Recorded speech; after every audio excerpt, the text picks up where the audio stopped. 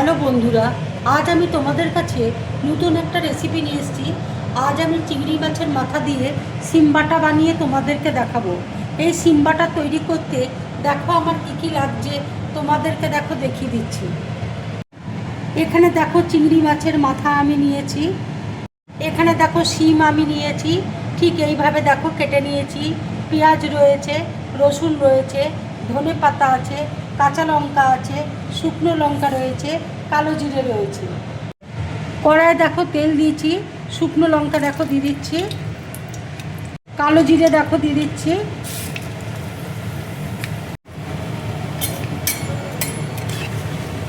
রসুন দেখো দিয়ে দিচ্ছি, পেঁয়াজ দেখো দিয়ে দিচ্ছি,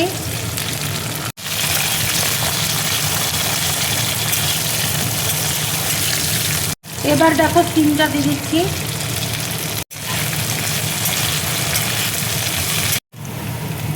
এবার আমি চিংড়ি মাছের মাথাগুলো দেখো দিয়ে দিচ্ছি।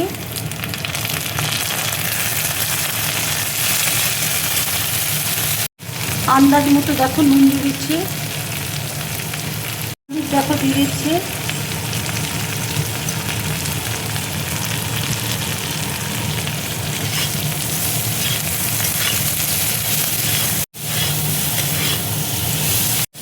কাঁচা লঙ্কা দেখো দিয়ে দিচ্ছি।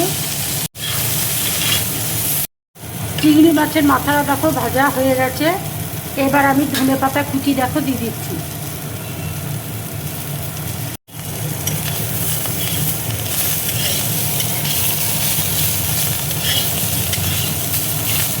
ভাজাটা দেখো হয়ে গেছে।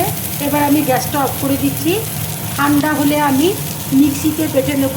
ইচ্ছে করলে তোমরা শিলে বাটতে পারো, তবে শিলে বাটলে বাটা জিনিস খেতে খুব ভালো হয়। ঠান্ডা দেখো হয়ে গেছে। এবার আমি মিক্সির মধ্যে বেটে নেব।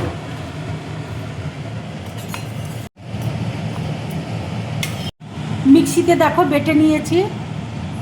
কড়াইয়ে দেখো তেল দিয়েছি, তেল দেখো গরম হয়ে গেছে। এবার আমি কালো জিরে ফোড়ন দেখো দিয়ে দিচ্ছি।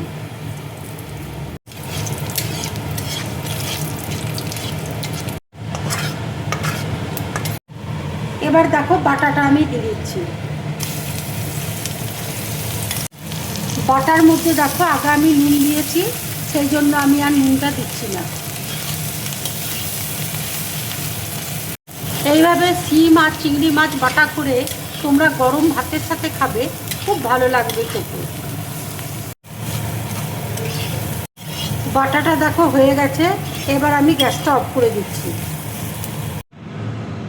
এই বাটার রেসিপিটা যদি তোমাদের ভালো লাগে তাহলে লাইক করবে, শেয়ার করবে আর ড্রিম ব্লগ চ্যানেলটাকে সাবস্ক্রাইব করবে। তোমরা বেশি করে কমেন্টস করবে, তাহলে আমার খুব ভালো লাগবে।